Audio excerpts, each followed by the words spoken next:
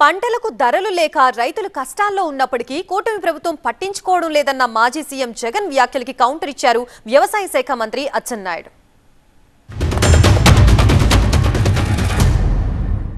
మా హయాంలో అయితే దాదాపుగా 7,400 కోట్లు 7,800 కోట్లు ఇచ్చినాం రైతులకు.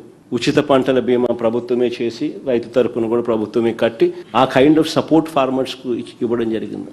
ఈరోజు రైతులకు హక్కుగా రావాల్సిన ఆ ఉచిత పంటల బీమా చంద్రబాబు నాయుడు అధికారంలోకి రాగానే ఆ బీమా పథకాన్ని రద్దు చేసినాడు.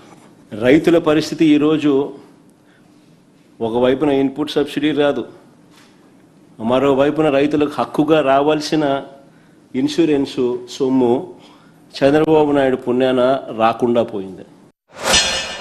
నేను ఉండేటప్పుడు ధరలు తగ్గిపోతే 7,700 కోట్లు ఖర్చు పెట్టి నేను పంటలు కొన్నానని పచ్చి అబద్ధం మాట్లాడుతున్నాను. ఇదేదో అచ్చెన్నాయుడు మాట్లాడటం కాదు, ప్రభుత్వం దగ్గర రికార్డులు అన్నీ ఉన్నాయి. అందుకే శాసనసభకు రమ్మని చెప్తున్నాం, లేకపోతే మీ వాళ్ళకి పంపించే అధికారుల దగ్గర ఇన్ఫర్మేషన్ తీసుకోమని చెప్తున్నాం. ఇన్ని అబద్ధాలు మాట్లాడితే నేను 7,700 కోట్లు పెట్టి రైతుకి ధర తగ్గిపోతే కొన్నానని నిస్సిగ్గుగా మాట్లాడుతున్నావు. నువ్వు కేటాయించింది 5 సంవత్సరాల్లో 2,140 కోట్ల రూపాయలు నువ్వు కేటాయించావు.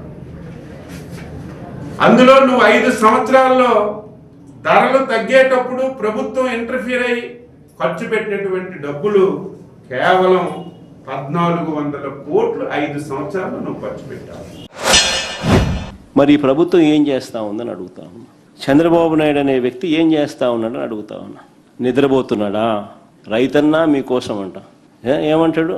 కార్యక్రమాన్ని రాష్ట్ర వ్యాప్తంగా విజయవంతం చేసిన రైతులందరికీ ధన్యవాదాలంట. అసలు రైతుల దగ్గరికి పోయే పరిస్థితి లేదు వీళ్ళకు. పోతే రైతులు తిడతారు, కొడతారు. ఎవడు పోయింది లేదు, విజయవంతం అంట. ఎన్ని విమర్శలు చేసినా ఎవరు నమ్మే పరిస్థితి లేదు.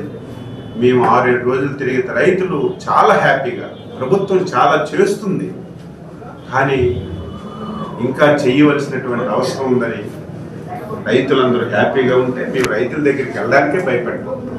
నీలా తాడేపల్లి ప్యాలెస్లో లేదు.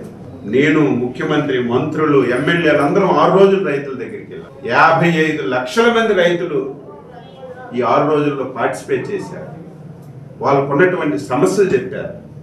మేము కూడా ఎడ్యుకేట్ చేశాం ఏ విధంగా రేపు భవిష్యత్తులో వ్యవసాయాన్ని లాభదాయకంగా చేయాలనేది. కాబట్టి నీ చౌకబారు విమర్శలు మానుకో. నీకు ఒకవేళ ఏదైనా సరే అనుమానం ఉన్నా నువ్వు ఇంట్లో కూర్చొని నీ టీవీ ముందు కూర్చోవడం కాదు, శాసనసభకు రా.